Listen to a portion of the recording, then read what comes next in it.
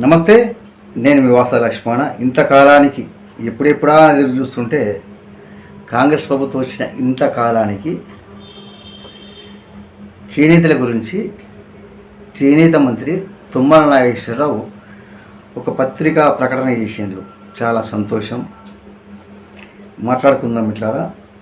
ఇప్పుడు నేను మాట్లాడబోయే మాటలు నేను చెప్పేది వాస్తవం అనిపిస్తేనే మీరు వీడియో షేర్ చేయండి మిట్లారా.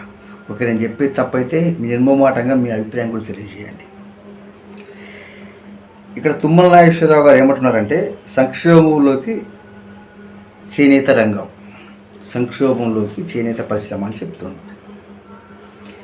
బీఆర్ఎస్ 10 నెలల పాలనలో చేనేత రంగం సంక్షోభంలోకి కూరుకుపోయిందని, కాంగ్రెస్ సర్కారు వచ్చాకే నేతలకు దీర్ఘకాలికంగా లబ్ధి కలిగేలా పథకాలు చేపడుతుందని చేనేత జౌళి శాఖ మంత్రి తుమ్మల నాగేశ్వరరావు అన్నారు. మేనిఫెస్టోలో ఇచ్చిన హామీలు నెరవేర్చడానికి కాంగ్రెస్ ప్రభుత్వం కృతనిశ్చయంతో ఉందన్నారు. మరమగ్గాలు చేనేత కార్మికుల ఆధునీకరణకు బీసీ వెల్ఫేర్ శాఖ ద్వారా 2024-25 ఏడాదికి కేటాయించిన ₹400 కోట్ల బడ్జెట్ను వాడుకునేందుకు సీఎం రేవంత్ రెడ్డి అంగీకరించారని తెలిపారు. సీఎం రేవంత్కు బీఆర్ఎస్ ఎమ్మెల్యే కేటీఆర్ బహిరంగ లేఖ రాయడం వల్లనే ఈయన ప్రెస్ ముందరకు వచ్చి మీడియా సమావేశం పెట్టారు. ఎవరు? తుమ్మల నాగేశ్వరరావు గారు. కేటీఆర్ గారు మొన్న రేవంత్ రెడ్డి గారికి ఈ సిరిసిల్లలో ఉన్నటువంటి నేత కార్మికుల ఇబ్బందుల నుంచి అక్కడి ఎమ్మెల్యేగా బాధ్యతగా ప్రభుత్వానికి ఒక లేఖ రాసింది. దానికి స్పందిస్తూ ఏం చెప్పిందంటే, కాంగ్రెస్ సర్కారు వచ్చాకే నేతలకు దీర్ఘకాలికంగా లబ్ధి కలిగేలా పథకాలు చేపడుతుందని చేనేత జౌళి శాఖ మంత్రి తుమ్మల నాగేశ్వరరావు అన్నారు. శాశ్వత పరిష్కారం కోసం కొత్త పథకం చేస్తున్నామని ఆయన వెల్లడించారు. మాట్లాడుకుందాం. తుమ్మల నాగేశ్వరరావు గారు ఇక్కడ మాట్లాడుకునే ముందు తుమ్మల నాగేశ్వరరావు గారు ఒక మిత్రుతో అన్నాడట, వాస లక్ష్మణ మన తిట్టంది ఆయనకు పొద్దుగు కదా అన్నాడట. ఇప్పుడు తిట్టకుండానే మాట్లాడుకుందాం. తుమ్మల నాగేశ్వరరావు గారు తిట్టకుండానే మంచిగా మాట్లాడుకుందాం. ఇలా గత 4 నెలల కాలంగా సిరిసిల్లలోనే 7 నేత కార్మికులు ఉపాధి కరువై ఆత్మహత్య చేసుకున్నారు. మొత్తం యావత్తు పద్మశాలి సమాజం గగ్గోలు పెడుతుంది. కానీ ఏ ఒక్కసారి కూడా పత్రిక ప్రకటన చేయలేదు. చేనేతలారా ఆత్మహత్య చేసుకోకండి, ప్రభుత్వం ఆదుకుంటుందని కూడా చిన్న భరోసా కూడా ఇవ్వలేదు. అంటే మీ దృష్టిలో ఏంటంటే పద్మశాలీలు మనసుల కిందికి కానట్టే లెక్క అనిపిస్తుంది నాకైతే. మేము ఎంత మొత్తుకున్నా కనీసం ఒక్కసారి అరే ఆత్మహత్యలు చేసుకున్నారా అని సిరిసిల్లకు రాలేదు. నేత కార్మికులకు భరోసా ఇవ్వలేదు, మనోధైర్యాన్ని కూడా ఇవ్వలేదు. ఇలా కేటీఆర్ గారు ఉత్తరం రాసిన తర్వాతనే స్పందించినావు.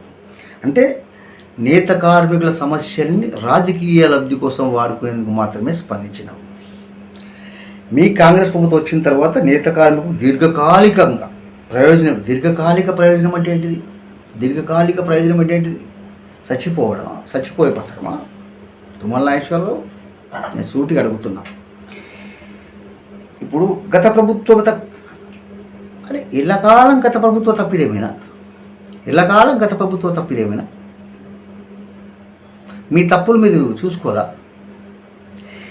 ఇప్పుడు నేనేమంటున్నంటే, ఈ బతుకమ్మ చీర లోపాలు ఉన్నాయని నేను గత ప్రభుత్వంలో కూడా నేను హెచ్చరించిన. వాటి లోపాలు ఉంటే సవరించేది ఉండే, సమీక్ష చేసేది ఉండే, వాళ్ళకి యథావిధిగా పని కల్పించేది ఉండే. ప్రభుత్వం ఏర్పడుతూనే వేటు వేసి నేత కార్మికులు మెడకు ఉరితాడేసి వారు చనిపోయేందుకు పరోక్షంగా కారణమైంది మీరు, మీ ప్రభుత్వమే. ఇది బల్లబుద్ధి చెప్పుతున్నా. రండి బహిరంగ చర్చ పెడదాం. నీ ముఖ్యమంత్రి వస్తారా? నువ్వు వస్తావరా? లేదంటే తుమ్మల నాగేశ్వరరావు, నీకు చేనేత సమాజం మీద ప్రేమ ఉంటే, నువ్వు నిజంగా చేనేత మంత్రివి అయితే, చేనేత సంక్షేమం గోరేవాడు అయితే కూర్చుందాంపా ఇద్దరం ఏదైనా టీవీ ఛానల్లో. నువ్వు ఎప్పుడు ఛానల్లో కూర్చుందాంపా, ఇద్దరం కూర్చుందాంపా, డిబేట్ పెడదాంపా. సిగ్గు లేదా జీడి గింజ అంటే నల్లగున్న నాకే సిగ్గు అన్నదట జీడి గింజ. అట్లుంది నీ కథ. ఇప్పుడు ఏం చేసినావు? ఈ 6 నెలల కాలంగా నేత కార్మికులకు ఏం చేసారు? ఒకటే చెప్పుండే.